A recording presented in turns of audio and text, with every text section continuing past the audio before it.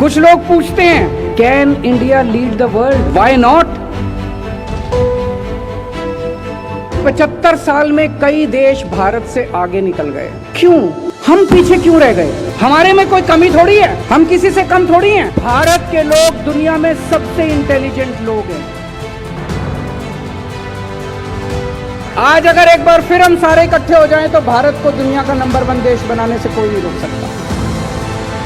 पूरा देश इस वक्त देशभक्ति के रस में डूबा हुआ है। अपने अपने तरीके से, नए नए तरीके से देश भर में लोग आजादी के 75 साल मना रहे हैं। ये समय उन सब शहीदों को याद करने का, जिन लोगों की शहादत की वजह से हम लोगों को आजादी मिली।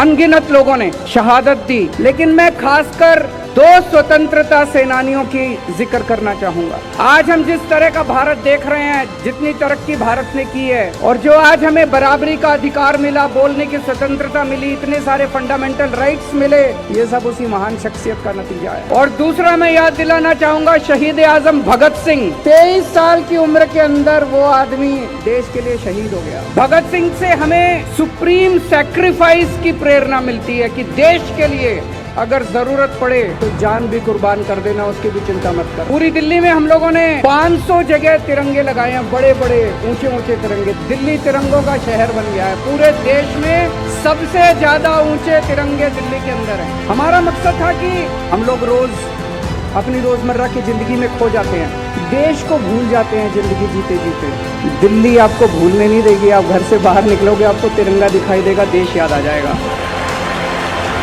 आजादी के 75 साल के इस मौके पे एक प्रश्न मन में उठता है। 75 साल में हमने काफी तरक्की की, काफी प्रगति की, लेकिन इन 75 साल में कई देश भारत से आगे निकल गए, क्यों?